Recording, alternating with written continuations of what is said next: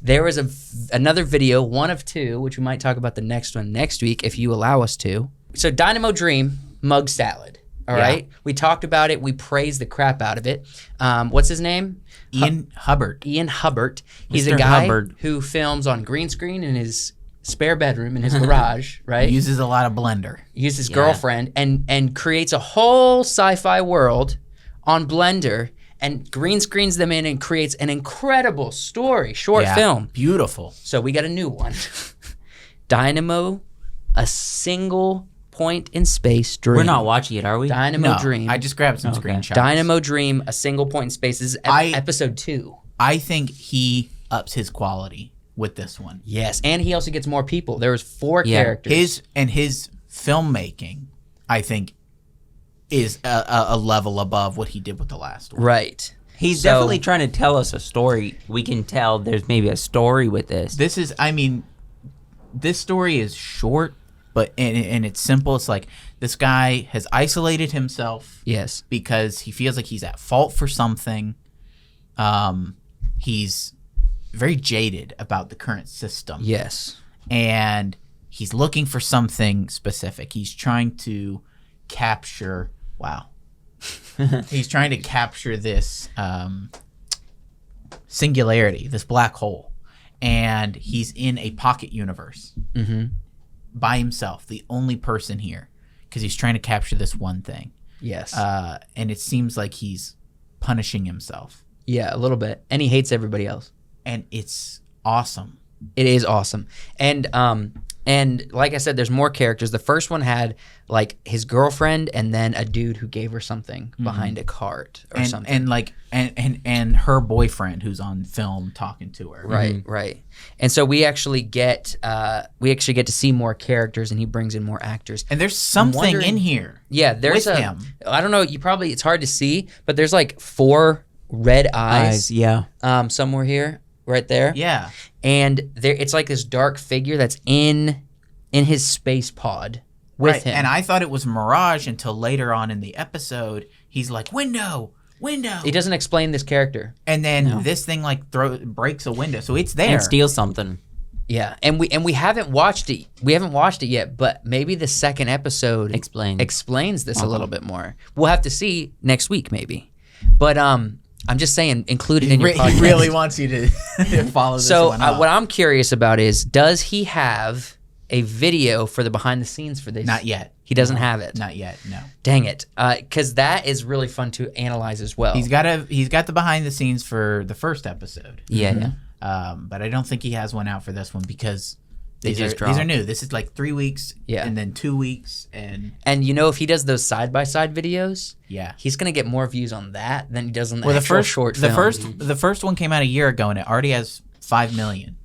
Yeah. You remember when we were talking about, we're like, this came out like several months ago and it's only got this many views. Now it's like 5 million. Right. This is a really important thing. This structure, this portal. And look at the design. It's like a Greek tower. And this is kind of how when it's when attached to an asteroid. When I was reading Dune, they explained things like this, very imperial, like the spaceships had these ornate doorways, and the ships had this very Greek looking architecture. Yeah. And seeing it here is awesome. Yeah. He's very clearly inspired by some of the old sci-fi epics with this stuff. This is truly like an incredible design for this portal. Yeah, I think you got another right here. Oh my So gosh. these 2 towers here, this is the entrance to a portal that he comes through. And it's the same concept, you know. It's like these ancient monoliths almost. Yeah, these ancient towers, these ancient structures being used as modern technology. But this is also he's in an alternate universe. Yeah. In that first one. Yeah. So their portal looks very, very different from our portals. That's true. And also just the concept behind it. This is like, so his universe is very creatively is beautiful, but very cluttered. You know what I mean? Even when he's doing like maintenance on that observation drone. Yeah. He takes it apart and there's so much like tech inside. Yes. There's so much tech everywhere. There's a button for everything. Yeah. And so it's almost overwhelming how cluttered, and just realizing that if he went the same route as he did with the first one, which I'm assuming he did, everything's created in Blender. Yeah. Except the actor themselves. It's like Cowboy Bebop levels of space tech. Yeah. Where it's very, it's almost 90s. Like there's just stuff everywhere. And so like there are scenes in here, right, where some moon or some sun is casting like light rays and light beams into his pod, right? It reminded me of Interstellar vibes. Except in Interstellar, Chris Nolan built a spaceship with like lights that would shine in through the windows to get that look. He's just doing it artificially With animation. in Blender, and I was blown away by how incredible it is, because you have to think he designs stuff with detail and with texture, and everything's like in shadow until like light touches it, and then it reveals it clearly like what it is, and it doesn't like look fake when the light reveals it. And then you know there's what I just mean? like weird tech. Like in this, right before this happens, he takes that thing out of To his the jacket, phone. puts it on the phone, and it starts spinning. Yeah. What is it? Yeah. What is that? What is it doing? He's definitely- calling. It's like a calling mechanism. Like Maybe, but a transmitter. He clearly like has a lot of thought of what he's like, this is doing this, but I'm not gonna quite tell you that. It's just like a thing that's happening. And we even get like some H-Beam Piper kind of rhetoric in here where he's like, they've left you behind. Right. They're not coming here unless they need something or they want something. Yeah. So that's why you haven't seen anything come through this portal. Yeah. Very cool. And then we get this epic shot. I think this is truly one of the best shots in this episode. I might do a video on He the walks studio channel out for this stuff. with the duster on. He's Yeah. still in like his underwear. Yeah. And yet he comes out wearing some other dude's duster after calling this thing through the portal, saying some really dark rhetoric, Yeah. and posts up on this dock. He And be also posting. just everything. Everything. You've got these orange little lights compared to these bright lights on the spaceship. Dude. Now I will say this. I don't know if you guys caught it. There was one moment that I was not convinced.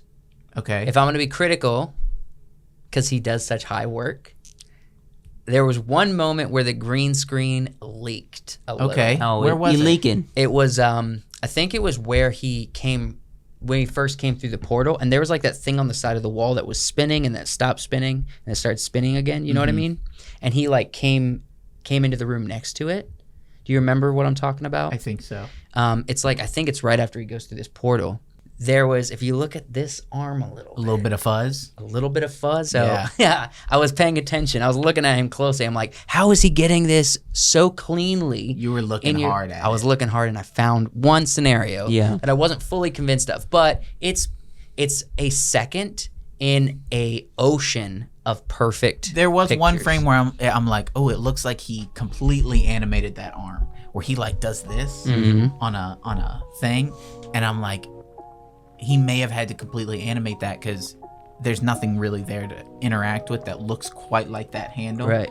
So, no, this was an incredible thing, and I'm stoked to watch the second or Yeah, the third me too. episode.